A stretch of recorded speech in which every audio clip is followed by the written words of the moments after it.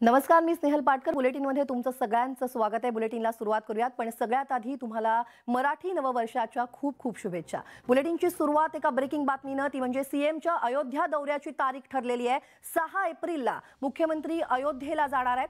शिवसेना आमदार आणि खासदारांसह ते अयोध्येला जाणार आहेत. 6 एप्रिलला मुख्यमंत्री अयोध्येला जाणार आहेत. मुख्यमंत्र्यांचा अयोध्या दौरा आता ठरलेला आहे. अयोध्या दौऱ्याची आता तारीख ठरलेली आहे. 6 एप्रिल ही तारीख निश्चित करण्यात आली आहे. सीएमच्या अयोध्या दौऱ्याची तारीख ही 6 एप्रिल आहे. 6 एप्रिलला मुख्यमंत्री अयोध्येला जाणार आहेत. मुख्यमंत्र्यांबरोबर शिवसेना आमदार आणि खासदार देखील अयोध्येला जाणार आहेत.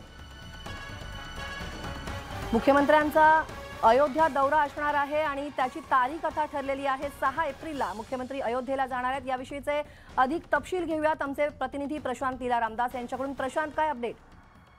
मुख्यमंत्री एकनाथ शिंदे आपल्या आमदार आणि खासदारांसोबत हनुमान जयंतीच्या निमित्ताने अयोध्येला जाणार आहे. येत्या 6 एप्रिलला जी हनुमान जयंती आहे ती अयोध्येत साजरी करणार आहे.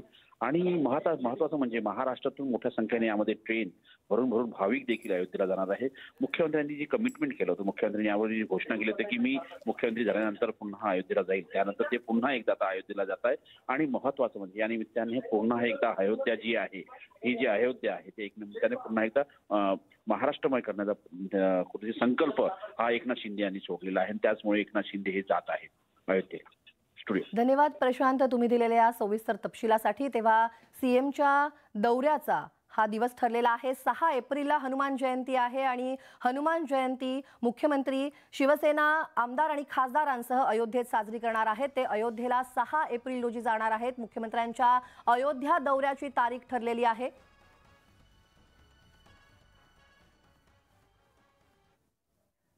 आणि आता पाहूयात इतरही घडामोडी वेगवान स्वरूपात. पाहूयात 25 मिनिटात 50 बातम्या.